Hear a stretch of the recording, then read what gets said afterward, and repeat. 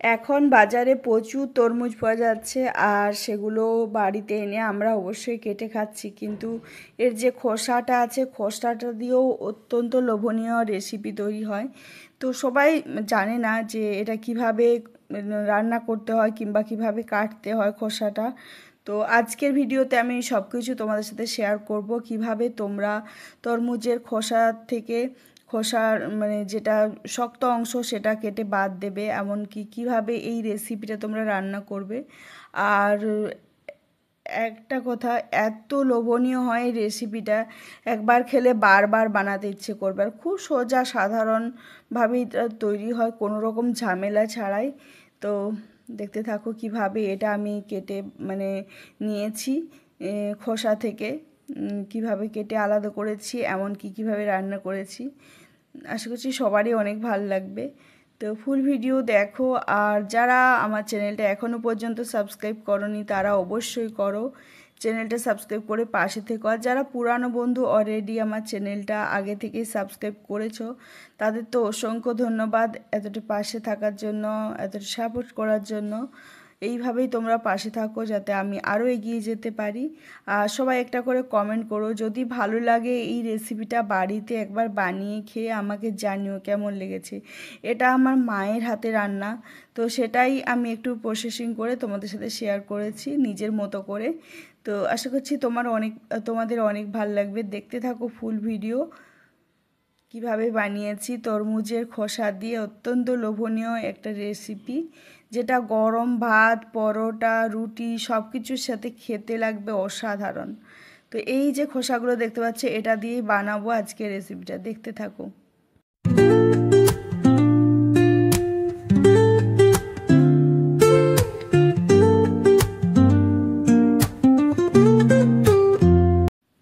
এখানে আমি তরমুজের ছোট ছোট টুকরো করে নিয়েছি খোসাগুলো। তো তারপর একটা ছুরির সাহায্যে এই রকম শক্ত অংশ যেটা রয়েছে ছুরির সাহায্যে পিছন থেকে কেটে এই রকম বাদ দিয়ে দিচ্ছি উপরে যে শক্ত অংশটা রয়েছে। এই রকমভাবে বাকি যে টুকরোগুলো রয়েছে তরমুজে, তো সেইগুলো আমি পরিষ্কার করে নেব। জাস্ট এই রকমভাবে ছুরিটা বসিয়ে তারপর শক্ত অংশটা এরকমভাবে আলাদা করে নিচ্ছি। খুব সোজাভাবেই হবে, কোনো রকম ঝামেলা হবে না। দেখতে পাচ্ছ কি সুন্দরভাবে খোসার শক্ত অংশটা বাদ দিয়েছি। তো তারপর এটাকে ছোট ছোট টুকরো করে নেব। প্রথমে লম্বাভাবে এটা কেটে নিতে হবে,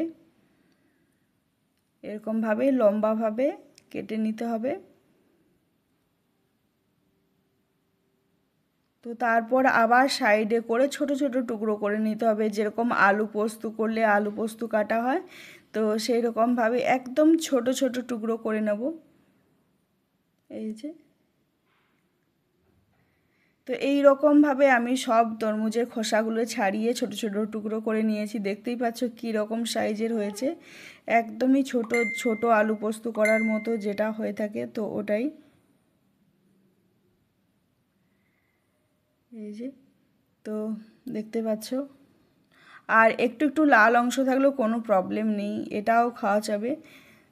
সাদা অংশ দিয়ে বানাতে হবে এমন কিছু নয়, একটু একটু লাল থাকলে কালারটা সুন্দর লাগে। আর এখানে আমি বেশ কিছু কাঁচা লঙ্কা নিয়েছি, খুব ঝাল ঝাল হবে এই রান্নাটা। আর এখানে রয়েছে সর্ষে, দু রকম সর্ষে দানা নিয়েছি একদম কম পরিমাণে, ছোট চামচের 1 চামচ বলতে পারো। আর এই সাইডে নিয়েছি তেঁতুল, এই যে দুটো তেঁতুলের মতো শুঁটি নিয়েছি। তো এরপর এটাকে আমি জল দিয়ে ভিজিয়ে রাখবো কিছুক্ষণ, যাতে এর যে পাল্পটা আছে ওটা বার হয়ে যায়। ওই পাল্পটাই আমাদের কাজে লাগবে এই রেসিপিতে। তো হাতের সাহায্যে আমি একটু পাল্পটা এরকমভাবে মিশিয়ে নিচ্ছি জলের মধ্যে। আর এখন যে সর্ষে দানাটা নিয়েছি সেটা পেস্ট করে নেব শিলে। এই যে দেখতে পাচ্ছ বেশ কিছু কাঁচা লঙ্কা দিতে হবে, বেশ ঝাল ঝাল টক টক হবে এই রান্নাটা, মিষ্টি মিষ্টি। তো এই যে দেখতে পাচ্ছ একদম নোড়া দিয়ে আমি পেস্ট রেডি করে নিয়েছি। আর এর সাইডে কড়াই সরষের তেল দিয়েছি, তার মধ্যে দিয়ে দিলাম একটা শুকনো লঙ্কার ফোড়ন আর সামান্য কিছু কালো জিরে। এটা ফোড়নটা বেশ ভালো করে ভেজে নেব, খুব সুন্দর একটা স্মেল বার হবে তখন। এই যে দেখতে পাচ্ছ এটা কাটার পর আমি হালকাভাবে ফ্রেশ করে নিয়েছি উপর থেকে জল দিয়ে এবং জল ঝরিয়ে তারপর এখন কড়াইয়ে দিয়ে দিয়েছি।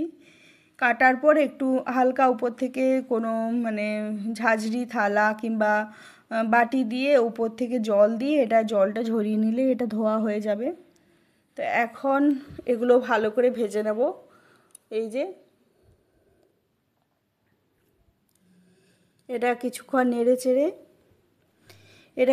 নেড়ে চেড়ে তারপর ঢাকা দিয়ে দেব। ঢাকা দিয়ে 5 মিনিট হওয়ার পর আবার ঢাকা খুলে আমি এটা নেড়ে নেব। এই রকমভাবে 2-3 বার ঢাকা দিয়ে এটা ভালো করে ভেজে নিতে হবে। তো এই যে দেখতে পাচ্ছ অনেকটা নরম হয়ে গিয়েছে, একবারেই ঢাকা দিয়ে রেখেছিলাম তখনই অনেকটা নরম হয়েছে। এখন লবণ দিয়ে দিচ্ছি পরিমাণ মতো, যেহেতু টক ঝাল মিষ্টি হবে তো সেই জন্য একটু লবণের পরিমাণটা বেশি লাগবে, নিজেদের পরিমাণ মতো দেখে বুঝে দিতে হবে। আর জিরে গুঁড়ো দিলাম, সামান্য হলুদ গুঁড়ো দিয়েছি। তো তারপর সব কিছু একদম সামান্য মশলা দিয়ে তৈরি হবে। নেড়ে ছেড়ে নিচ্ছি। এই যে খুব সুন্দরভাবে নেড়ে চেড়ে এটা আরও কিছুক্ষণ ঢাকা দিয়ে আমি এটা হতে দেব। ঢাকা দিয়ে রান্না করলে এটা খুব সুন্দর সেদ্ধ হয়। আর এখন যে সর্ষে কাঁচা লঙ্কাটা বেটে রেখেছিলাম ওটা দিয়ে দিলাম। তো তারপর নেড়ে চেড়ে আরও কিছুক্ষণ এইরকমভাবে কষাতে থাকবো। আবার ঢাকা দিয়ে বন্ধ করে আমি এটা আরও হতে দেব।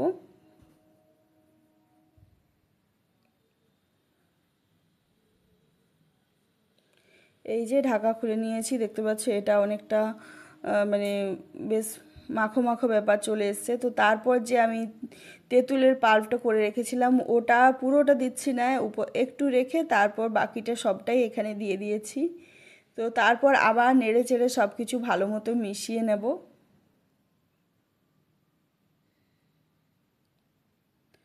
সব কিছু মেশানোর পর আবার ঢাকা দিয়ে এটা আমি মানে রেখে দিয়েছিলাম 5 মিনিটের মতো। তো দেখতে পাচ্ছি একদম মাখো মাখো একটা ব্যাপার চলে এসছে, এটা হয়ে গিয়েছে রান্নাটা আর খুব সুন্দর সেদ্ধও হয়েছে। আর এটা যে খুব মানে আলু যেরকম সেদ্ধ হয় একদমই নরম হয়ে যাবে এরকম হবে না, একটু মানে শক্ত নরম এই রকমই থাকবে। খেতে কিন্তু অত্যন্ত লোভনীয় লাগে। আর এখানে আমি 2 চামচের মতো, 2 চামচ না 1 চামচ আর 1 চামচ 1.5 চামচের মতো এখানে চিনি দিয়েছি। আর এটা টক ঝাল মিষ্টি খেতে দারুণ লাগে, গরম ভাতের সাথে অপূর্ব। তোমরা রুটি কিংবা পরোটার সাথেও খেতে পারো, ওটাও ভাল লাগবে। তো এই যে আমি সার্ভ করে দিলাম, দেখতেই পাচ্ছ কতটা লোভনীয় হয়েছে। তো এরপর থেকে আর তরমুজের খোসা তোমরা ফেলবে না, ওটা রেখে এই রেসিপিটা বানিয়েও দেখবে তোমাদের অনেক ভাল লাগবে। তো কেমন লাগলো অবশ্যই কমেন্ট করে জানিও। ভাল লাগলে বন্ধুদের পরিবারের সাথে ভিডিওটা শেয়ার করে দিও। আবার দেখা হবে নতুন ভিডিওতে। আজকের মতো টাটা।